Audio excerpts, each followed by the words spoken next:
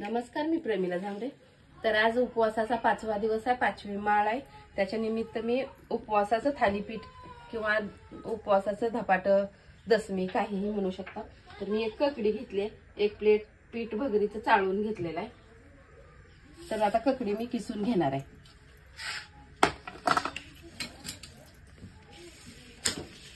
वरचं साईड इकडचं काढून घेतले। आता ही मधला भाग ही मी अगोदर ककडी स्वच्छ धुवून घेतलेली आहे, नंतर मग किसणार आहे। तर मी अशी ककडी किसून घेतलेली आहे। तर आपण ह्यात ककडी टाकून घेऊया। आता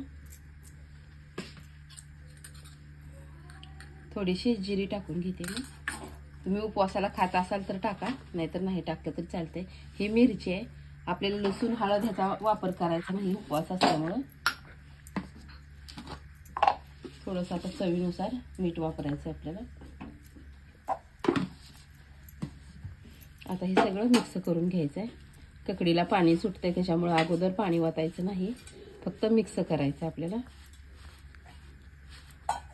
लागलं तर थोडंसं पाणी ओतायचं आहे।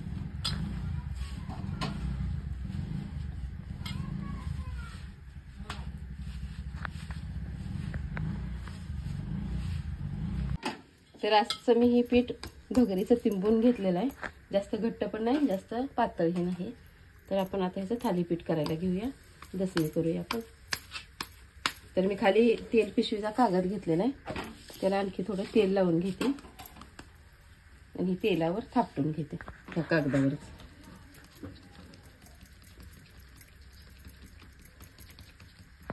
तर मी असं थापटून घेतलेलं आहे। तर आपण ह्याला भाजून घेऊया। आता भाजण्यासाठी मी अगोदर तेल टाकलेलं आहे। तर ह्या काच्यात आपल्याला ही थालीपीठ काढून घ्यायचं आहे। तर कागदावर असल्यामुळे किती भारी निघले बघा।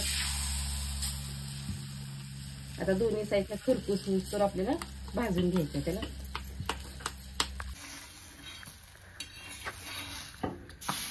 तर बघा एका साईडला छान भाजलेलं आहे। आता ही पण खालची बाजू आपल्याला भाजून घ्यायची।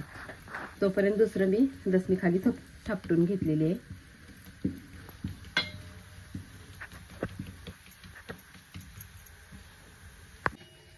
बघा दोन्ही पण साईडनं छान असं मी भाजून घेतलेलं आहे। तर आता एका प्लेटमध्ये काढून घेते आणि आता अशाच पद्धतीने मी राहिलेल्या पण दसम्या करून घेते।